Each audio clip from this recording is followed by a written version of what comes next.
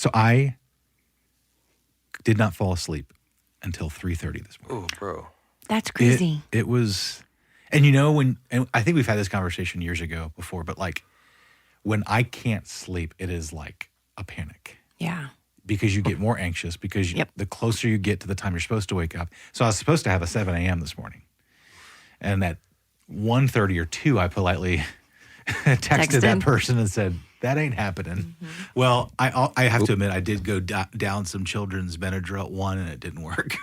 Oh, I didn't even measure it. I was about to say, drinking it. I think you have to drink a lot. Which it didn't put you to sleep, but it probably made you a little, like, sluggish later. Sluggish, yeah. Oh, it didn't go the other way, though. Sometimes Benadryl can do that. Anything like Benadryl or what's the melatonin? Melatonin, yeah. Same thing. I can take work. a handful of that stuff and doesn't put me to sleep. The next morning, I'm just like, yeah. So then Steph and I had to meet each other somewhere this morning, and she's like, where do you want to meet? And I was so indecisive. I mean, I couldn't think. She's like, something broke Joey. Yeah. Something broke my husband. Not having an opinion. Yeah. Not being decisive. Yeah, wow. Something. It was a weird morning. So we sure were ready to do this. Here we I was are. about to say, do you feel better? No, not necessarily. Great way to enter chapter 38. There you go. All right. Well, here we go. We all sound really tired right now. We're like, Not me. I'm so excited. Are you good? to talk Okay. about this. So, yeah, it is really fun. So we are in a series. I think social media, someone posted on our team, Highs and Lows, the life of the story of Joseph, I saw which I that. thought was great. I did too. It was I a great thought that was title. good. So we're going to go with that. Let's go with that. Highs and Lows, which I think is really helpful. This is a great series. If you didn't listen to the first episode of this new season, I would encourage you to go back to listen. I believe it's episode 90. And we cover chapter 37. And really it's a story of the life of Joseph. In that episode, we really set up the whole story of Israel and where we are at this point of the narrative. And so if you are following along with us in the text, we hit this chapter 38. Again, if this is why you can't just cherry pick a chapter and read it and like you read the full context, because at first in isolation, when I knew we were doing this, I was going to do this chapter, and then in my rundown, my outline, I skipped it. Mm-hmm. And you all are like, whoa. Can't skip 38. Can't skip 38. So today we actually are going to attempt to tackle 38 and 39. Right. All right. Yeah, so yeah. I think we need to go ahead and just dive in, and we'll come Okay. back to my other question later that I was going to tee us up with. Okay. Why chapter 38? Why what is does it it there? say? Mm-hmm. And why is it there? And why are we going to talk about it today on the podcast? Well, so it starts with, and it came about at that time. So it's like a meanwhile chapter, right?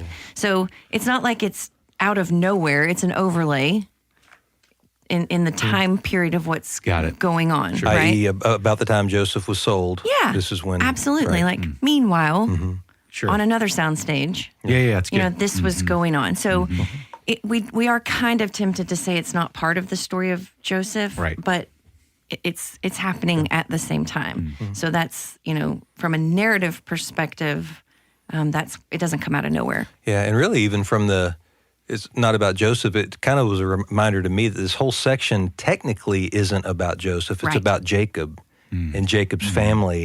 And, you know, kind of Jacob is the overarching thing here, but we get a focus on one of his kids. Yep. Yeah, That that's makes good. sense. That And- is helpful, yeah. And the kid that the prophecy is going to be fulfilled through. In 38, yeah. Yeah. And so we've got, you know, if we're reading this properly, we're always looking for the character from the prophecy in Genesis 3:15 of there's going to be one coming who's going to crush the serpent's head, right? And we find out a little more about who that is with every little bit. And at one point, we're going to find out that it's going to come from the line of Judah. Right. So we've got this little flashpoint of, hey, don't forget, Judah is going to be a significant figure, in my opinion. Yeah, So yeah, it's good. That's true. Yeah, so it's interesting because if this was a TV series, because I like what you were saying about meanwhile. Right. If this was a TV series and they showed this scene, it would be like 8 seasons later or 10 seasons later of its actual eventual relevancy, that's true. right? Yes. Because we don't come back to this Not for for a long time. Yeah. And then what you have, so essentially what happens, can I just do the rundown real quick? Go for it. So Judah has some sons by different women, and one of his sons is married to Tamar. We get introduced to the name of Tamar. Right. Who, let's go back Yeah. real quick. So Tamar is a Canaanite girl. Yes. Which if you go back, I think Genesis 24, Abraham doesn't want Isaac to have a Canaanite woman because they're idolatrous, No intermarrying. pagan Right. culture. You get fast forward to Exodus, and that becomes something that the Israelites are not supposed to do at all. Right. Right. So this is a picture of somebody in the patriarchal line doing the exact opposite of what they should have done Good. as far as the intermarrying thing. So Good. even that's a big thread you could pull on for Yes, long. for sure. No, that's really good. Thanks for stopping that. So Tamar, then it says, very short real estate here. Basically, that son was evil, so God kills him. Takes him out. The oldest son. Yeah. Takes again. Yeah. So if Judah was going to have some sort of fancy thing happening with this offspring, well, God took the first son out because Yes. that would have been the child of whatever. Promise, yeah. So then he goes to the next son and says, "Hey, you gotta go have a baby. You got to with fulfill Tamar." what's the phrase? Fulfill the right of a Yeah, brother-in-law or something like yeah, that. it's like something like levirate marriage. It's the same thing you see in Ruth. Yes. Like that's the whole thing in Yeah. Ruth. So that kind of connects to that. But that's not even a part of the law. I didn't realize that. Yeah. No, it is. It was just a cultural thing. Just it's never commanded. Interesting. I don't know, but I feel like I just read that, Okay. but I don't know. Find it and prove me wrong on the next episode. Of the next episode, yeah. But it was something called levirate marriage, Yeah. though, where levirate meant like the husband's brother. Right. So Okay. and it was supposed to be sort of a gracious thing because she wouldn't have been able to take care of herself. So the Right. brother is supposed to provide a son, so that the woman is not left Not to fend destitute. for herself. Yeah. So it's not anything like sleazy. Yeah, it's that's actually good. Well, he didn't want to do that, so he avoided it.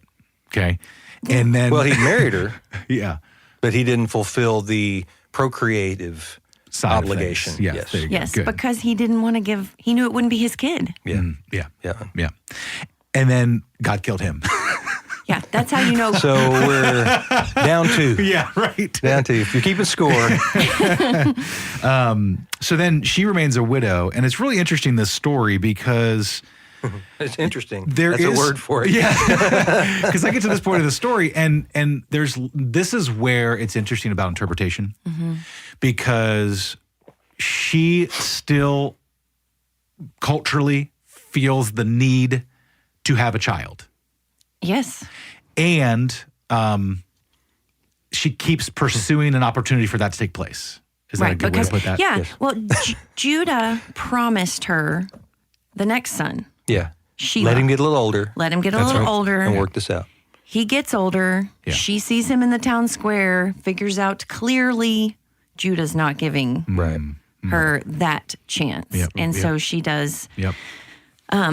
come up with a plan to She goes where prostitutes go and hang out, correct And and Judah- dresses and- like a prostitute. and Judah's there. A cultic prostitute. Mm-hmm. Yeah. Which there's all this interesting Yeah. information. Like if you like to get in the weeds, this is a great chapter to get in the Yeah, weeds on. right. So the sheep shearing thing, did Right. you read anything I on did. that? It was like a festival. Right. And so the whole thing was you go and it's a party. Yeah. So that's Interesting. where the prostitutes Yeah. would go because they could make bank. Make money. Yeah. Yeah. They could do their thing. And Right. so she was not standing out in a crowd, so to Right. speak, Yeah. other than to Judah. Yeah. Well, Interesting. and in my opinion, which I've done some research on, so I think it's a valid opinion.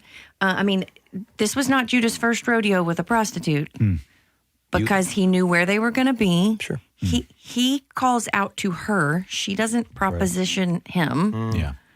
And so I think that she knew that there was a possibility that this plan would work. It's not like she Yeah. was wandering around town. She was where the prostitutes were, and so was he. Yeah. Yeah.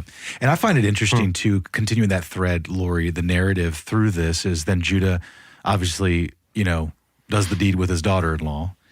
She gets pregnant. He's like, okay, now she must die. Yeah, let her be burned.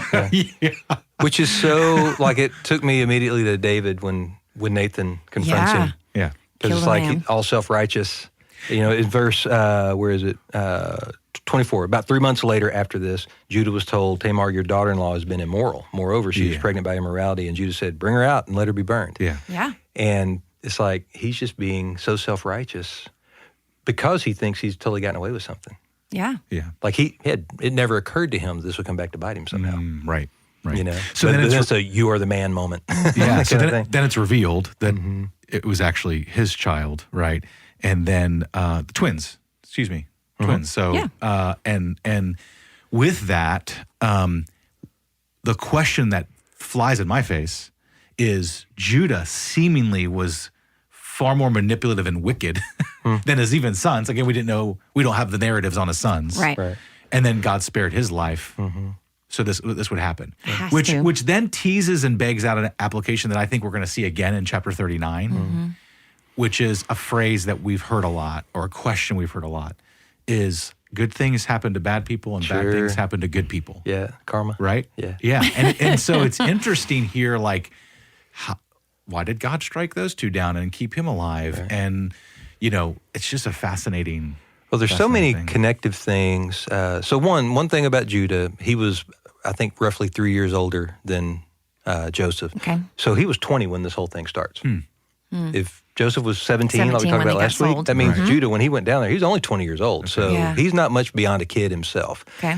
He wasn't one of the dad's favorites, right? Right. And so he's who knows what's going on in this kid's head kind of thing, goes down there to get away from the family, I guess. I guess. It's I don't know. We don't know why he went.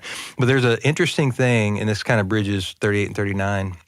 It says it happened at the time, 38:1, it happened at the time that Judah went down from his brothers and turned aside, blah, blah, blah. You go to 39:1, and it's when Joseph was taken down. So Judah, under his own free will, Yeah. goes where he wants to go, does what he wants to do, Yeah. and creates all this drama. Joseph, not Not of his own by his free own will. choice or anything, goes somewhere and acts righteously. And so you have this amazing contrast between these two brothers. But you could even back that up to 37 and connect all. There's so many things that it's like, I think if you were laying them out side by side, there's like these, like this is like that, which is Yeah. like that kind of Yeah, thing. it's then really a parallel. It really is. Yes, like three parallel chapters. You kind of have to read them together and see them. And like we were saying, it's like we were going to just do 39, but Lori and I were talking, it's like the more we read 39, the more I kept wanting to go back to 38 because I Yep. kept Yeah. seeing things that reminded me of something. Yeah. Yeah. Yeah, and You I know? would like to kind of bookend sort of a statement that I said earlier about if this was a TV series and it would be like 8 seasons later. So Matthew 1 is when you see the genealogy of Jesus. And what you have here in Matthew chapter 1, verse 3, and Judah, the father of Perez and Zerah by Tamar, and then Perez, the father, and then it goes on. Yeah. So Jesus comes from this story in chapter 38. It's part of the story, part of the Yeah. narrative, which is a fascinating. And I deal. do think it's fascinating to go back to your question, good things, bad people, bad things, Yeah, good people. Right. I think we have to be really, really careful of who we're categorizing as the bad people. Because, Tamar's been married to two dudes who were so bad, God killed them. Right. She's Sure. trying to do this the right way. She waits for Sheila to grow up. Judah's not giving him to her. Right. Yes, she makes a mistake in the manipulation of how she did it, but so did the patriarch Abraham. We see that. We see that a lot. And so I think it's interesting that sometimes we will hear, like, God even uses this horrible woman Tamar in the line. I'm like, was she so horrible? I mean, did she make a mistake? Yes. Is that the way it should have happened? No. But I think we got to be careful about categorizing, like, oh, God brought good out of this horrible woman. Yeah. Well, God brought good out of a lot of people choosing what they wanted to do apart from any moral compass, really. Yeah. That's right. She didn't exercise a moral compass at all. She Right. exercised a survival instinct, Yeah. shall we say. Judah, we don't know what he was doing, but we know he made bad decision after bad decision, which apparently rippled to his kids. Yeah. They made bad decision after bad decision. Yeah, And you totally. get all the way through this narrative just in one chapter, and it's Yeah. just mistake, not mistake, bad decision after bad decision after Right. bad decision. Right. I think it's willful Yeah. forethought. I'm going to do what I need to do. Yeah. What I feel like I need to do. Yeah, and I you caught it, which I'm really glad you did. There are mistakes and there are downright decisions Yeah. and disobedience. Yeah. Because Yeah. some people say, well, I made a mistake. Well, no, Yeah. you disobeyed. Yeah. And in this instance, there was some major disobedience that was taking place. And I think that's the theme and a thread that I think we could, application-wise, that is throughout the entire story of For Joseph, sure. is that everyone acts a fool, and yet God preserves his will. Yeah. God preserves it and moves it forward in spite of sin. One of the things, Jeff, that you said last week that I thought was so good is that we have to be careful to zoom out and ask, what does this small story tell me about the big story of God's redemption? And I thought I need to think that almost every single time I'm reading, a small story, because when we do that with this story, when we think, what does this small story show me about the big picture story of God's redemption, that makes it become pretty clear of, God's purposes and his plan are going to move forward. He's true to his word from generation to generation to generation. We can't screw it up. We can, there are consequences to it, obviously, but I mean, God's sovereignty is crazy big. Yeah, one of the things we talk about in the Bible study methods class is, and Carrie Runn, our women's director, is real big on just hammering this home, this 4-part framework, that it's all about, that the way the Bible is laid out is creation and then fall. That's the first 3 chapters. And then until you get to the end of Revelation 20, I think, it's the plan of redemption coming about, and then the restoration of all things, right? So, it's like, if I'm reading this, I'm going, what does this matter? Well, somehow this plays into God's plan of redemption. What? How? Yeah. Really? Because if it's placed right there, if it's not in Genesis 1, 2, or 3, or not in Revelation 21, 22, somehow it plays into God's plan of redemption. Yeah. Right. That's mind-blowing. Yeah. You know what I mean? So just take a step back, and if you just ask that question, man, you have some rich time in the Word. Yeah, for sure. So, well, I think what we've been actually talking about as well, I had here in the notes, like, how do we read? How do we interpret? What, and then we use words or phrases like biblical interpretation or biblical theology, systematic theology, historical theology. And we've actually been talking about all of those things. And I wish we almost could have like a running list of like, on the audio of like, bing, this is biblical theology. Bing, now they're talking about systematic theology because what you were talking about, like starting in Genesis 3:15 and then the following the thread of Genesis 12, and that's biblical theology because it's unfolding. The narrative is unfolding, right? And then, systematic theology is topical, sin, consequences. I mean, and taking these topics, and they're not based on a unfolding of a story, but they're just what the scripture says about these specific things. And I think it's just helpful for me when I'm reading to know those things and what they're called and what discipline am I engaging as I'm studying the Word. Yeah, these are all the different ways you can come in a text. That the text can speak to. Yeah, it's really good. Okay, so then we have 39, which Jeff, you mentioned this earlier. I do love the contrast. You both were right in the sense of pausing and keeping us at 38, because then you see someone who is thrown into a really dicey situation. Whereas if you're following a theme from the previous or a tone of a story, you would think, oh yeah, I see where this is going. Joseph's now also going to be just like his brother Judah, and his nephews, and be jacked up, and then you don't. Yeah, you the have exact opposite. The exact opposite of a story. So since I did all the reviewing of 38, are we going to talk about that? Finally, in Genesis, somebody just has kids whenever they want to. Like, that never happens. What do you mean, like someone's always barren? Judah's like just having babies like crazy. That seems really out of nowhere. Can you explain your thought process? Think Abraham. And no, we're not going to talk about it. No, I mean, you think Abraham, like, took him forever. Yeah, okay, sure. Pretty much right. Isaac struggled. One of his wives couldn't have kids for a while. Yeah. Judah goes to Canaan land and popping out kids like no tomorrow. Thanks, Jeff. It's just an interesting. Maybe I'm sorry. It's just an interesting. A lot of times I try to like link something to it and try to be a good listener. And I'm just like, well, I'm just thinking because typically bearing children would have been a sign of blessing. Right. That is true. Yes. So if I'm Judah, I'm sitting there going, I'm not doing anything wrong. Look how God's blessing my household. Yeah. Okay, and also I don't know what to do with that. Oh no, yeah. Then he kills him. It's just an observation. Yeah. No, he does kill the didn't children. kill him. God killed him. That's what I'm saying. God kills him. Yeah. So then he goes had another baby. If nothing else, must be fine. And twins is that. Yeah. Actually, Twins. it must be God's sovereignty. That's right. Of that line had to go on. It had to go on. But okay, so where am I heading with that?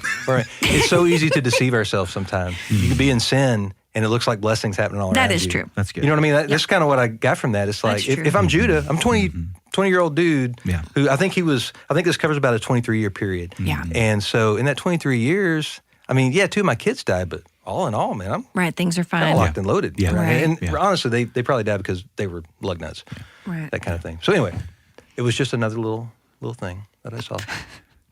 Please continue. I will try. Save us, Joey. I was going to say, Save us. I have some things I want to say, but I can't. If nothing So else, chapter that was a 39. good little attention grabber in case you were falling asleep. Because you here were- we go.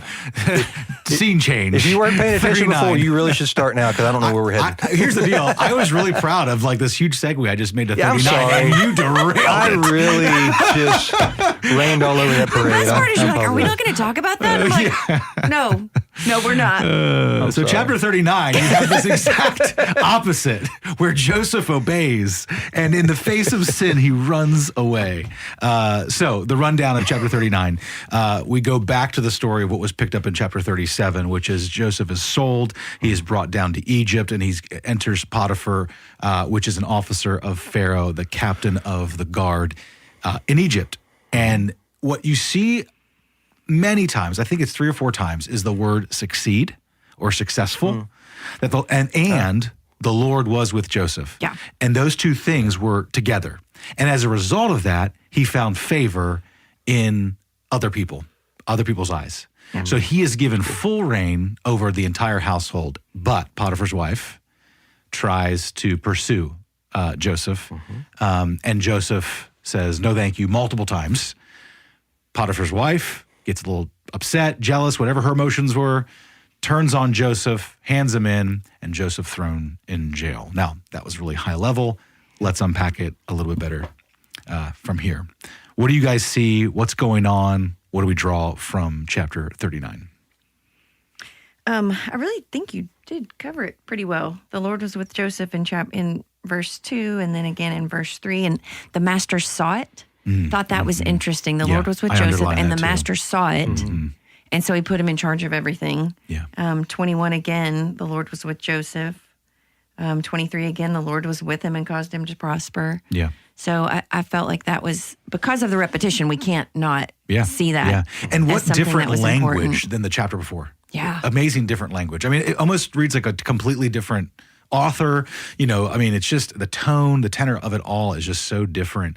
And such a contrast, the way Joseph is described, which then takes me back to chapter 37 because it wasn't so glowing about Joseph. That's like true. the language about Joseph. That's and true. then we kind of skip ahead, and now there's some glowing language about Joseph. I don't know what we do with that or why that happened, or maybe we just see the evolution of God's narrative being drawn forward. And, Right. and God wants you to know that in spite of his youthful exuberance, he's still fighting to do what is right by the Lord.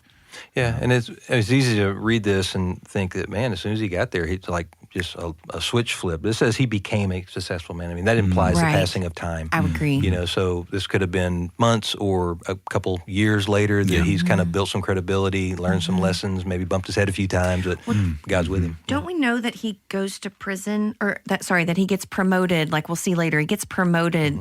And he's like 30 years old when he gets promoted. So it's, between 17 and 30, Yeah, a lot happens. a lot happens to your point, Jeff. Yeah. Yeah, for sure. And I think that's really good to bring in here because we don't always get timestamps. Yeah. You know? And so it's really good to know that at 17 he was immature. Yeah. And he probably, Jacob like even caused pause where he said, Hey, could you just like say something else in that interpretation? Right. And so he gets himself, thrown into a hole and sold into slavery, and then here he is. And so clearly there's a growth that takes place for Joseph. I thought it was interesting as the encounter with Potiphar's wife and Joseph that he caused the proposition by Potiphar's wife and him, if he actually did it, calls it wickedness and sin against God. And yet there hadn't yet been that established officially from our vantage point and point of view. Yeah, you mean like the law hasn't been given in Exodus yet? Yeah, exactly. Yeah. And so it's interesting. Do you think that is something where, because, we get in Romans, like we get the question a lot, well, what about the people in Papua New Guinea never heard about Jesus? Sure. Like, well, they're without excuse. And all that kind of stuff. So is it like wired in us that we have this sensitivity to the Lord, obedience, not doing immoral things. What do you guys think about that? Well, I think, one, you're dealing with God's chosen people. So I think there's a case to be made that there was some level of revelation before it was written down and codified in the law, that the law was just the summation of what they already knew. Good. But you know what? It's just time to write it down. Good. That kind of thing. This is the official stamp, like all the other nations have their law table. Now you have your law table. Well, go back 400 and some odd years Right. when this is happening, and they were still operating. I mean, you see sacrifices happening. Well, there wasn't anything written down that said you're supposed to sacrifice either, but apparently Cain and Abel knew you're supposed to sacrifice. Right. So going way, way back, there was already something that God had revealed That's good. via some means that That's really we good. don't have access to.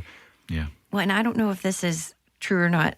When I say true, I noticed something that I'd never noticed before in verse 9, where it says, Potiphar's wife has propositioned him, and he says, "There's no one greater in this house than I, and he has withheld nothing from me except you."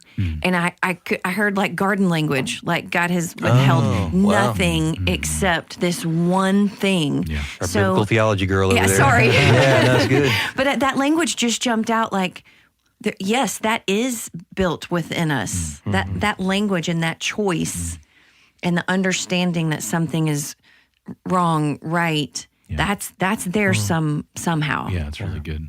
Yeah, There's so much maturity here. If you look in verse 10, I think I do this great witness, sin against God, like we just covered. But as she spoke to Joseph day by day, Yeah, I so saw that. persistent Yeah. temptation, he would not listen to her, Yeah. wouldn't even lie beside her, Yeah. Or be be with her. Yeah. So I think, man, he wouldn't do the deed with her. Isn't that your language? Right. Olga? Yeah. He did No, say he wouldn't that. even put himself in a position to be tempted. right. In fact, he wouldn't even listen to that. Like, he would just shut it off. Like, Yeah. he would just flee it. Yeah. And so there's, again, something happened during that time with Yeah. in growth in him that, and maybe he was always righteous in that regard. He was just impetuous in the way he said things, but Maybe. who knows? But that's not a typical 20-something reaction Yeah. to That situation. a powerful, beautiful woman coming Yeah. after you. Yeah, totally. Yeah, for totally. sure. And I think, again, going back above, picking up what you're putting down, Jeff, is like the reminder that the Lord was with Joseph. Mm-hmm.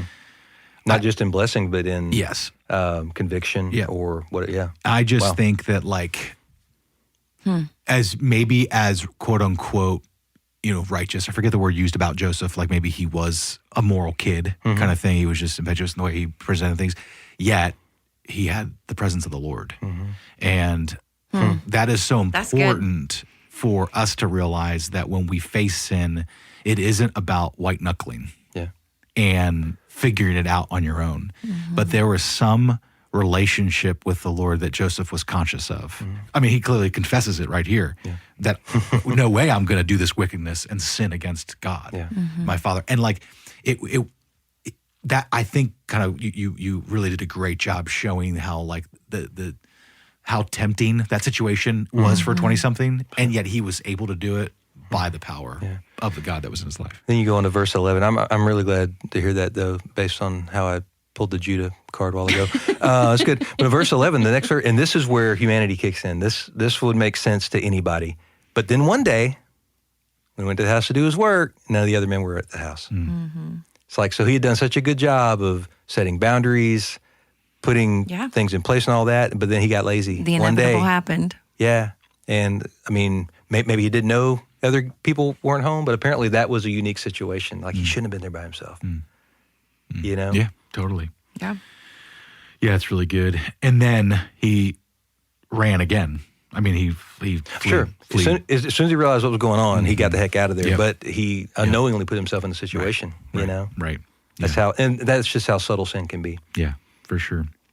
And then it goes on, and then, Potiphar gets mad. He finds out. She, makes up the story, and then he's thrown into jail. And then what we see is a scene change, which I think we might pick up, the scene change of the rest of what chapter are we in? 39? 39 yeah. into 40, because that's the prison scene. Okay. So that we'll pick that up Start a in little bit prison later. next time. I want to kind of talk about, what we see here, the application, what is something for as they read this. What do we hope and encourage our people to see? We've already pointed some things out: fleeing from sin, making sure the Lord's presence. That's something I wrote down I think is really huge in this, that he'll never leave us or forsake us regardless of Joseph's circumstance. I mean, we don't see Joseph complain. Like there's other narratives where we see when the character who's the central figure, like, and he shares his discomfort or uncomfort. Like all the Psalms. Yeah, Psalms, Job, what's that? Go. Keep going. No, but I mean, I just think that's where it's interesting. Joseph just continues to obey throughout this, which when we first started this and I read chapter 37, I was like, everyone says how great Joseph is, but look at him, he's a punk. Right. But then the more you read that, you realize, man, he endured a lot. He had to endure a lot. Yeah. Go ahead. Both of them are really excited. I'm not going to lose this because No, I go. just realized Go. why I brought up the Judah thing a while ago, but please continue. Oh, well, the reason. just realized So I it would connects. like to posit that perhaps he was a punk in 37 and he's Yeah, less sure. of a punk in 39 because suffering refines us. Could be, yeah. That's good. That's a good point. When God is with us in our suffering, when we allow him to be with us in our suffering, something happens and we change. And, I think that's, we all want to do our best to avoid suffering, me included. Yeah. But when God is with us in our suffering, That's really good. Things change, and that's sort of the personal application of it that I think is what changes, like when you're going through something, like because someone might hear that, and how do we draw that bridge between it's a truth, yeah. but what does it look like? How do you know? And I think part of it is you don't really know in the midst of it, but it's when you look back. That's exactly what Right? it is. So, okay, I'm going to tell a story Yeah. on my kid. This week we were in the car, and she had a hard week with a couple of different things. And that Lauren Daigle song that is called "Trust in You," and the chorus talks about like when you don't part the waters, I want you to, or when you don't move the things I want you to move, Yeah, and all of those kind of things. And it sounds kind of like angsty, like when you're not doing this and when you're not doing this, I will trust in you. And Reese and I were laughing about it because when she was little, she used to think it was like this horrible, mean song towards God, and like, how could anyone Yeah. possibly? Right. And now, this is probably, I don't know, 5 years later, she's been through a thing or two. And now she hears that song differently. And she looked at me and said, you know what? I'm so grateful God didn't part the waters that I thought I wanted parted at that time. I mean, and this was talking about something that she raged and cried and heaved and physical just Yeah. pain over. And so your point is well taken that sometimes it's just time. And you look back and Yeah. you say, God was with me in my suffering. Yeah. I didn't like it, but I chose to trust. And now I look back and think, oh, thank goodness he didn't part those waters, because I'd have walked right through that and that was not it. Isn't it interesting we can have this conversation and talk about hypothetical seasons of hardship and suffering? And we live our lives today, 2023, and we don't think we're in a season of something, Yeah. but we are. Yeah. And kind of just to put I guess be redundant and, an exclamation point on it, like, but in a year from now, we'll look back on this season and say, this is what that season was about. Yeah. And it's so interesting because I'm still learning that in my life. I think I've arrived. I think I'm done with that lesson. And all it takes is one wrong sentence in one meeting to ruin your life for a week. Yeah. Yeah. And Like that simple. yeah, And then we just have to sit back and think, but wait, Yep. God is using every bit everything of this. everything. Every bit of this. Yeah. And if you're in Christ, we see in Romans that God causes all things to work together for the good of those who love him and are called according to his purposes. Yeah. That's not everybody, but for those who are in Christ, that is true. But how's Brad say it?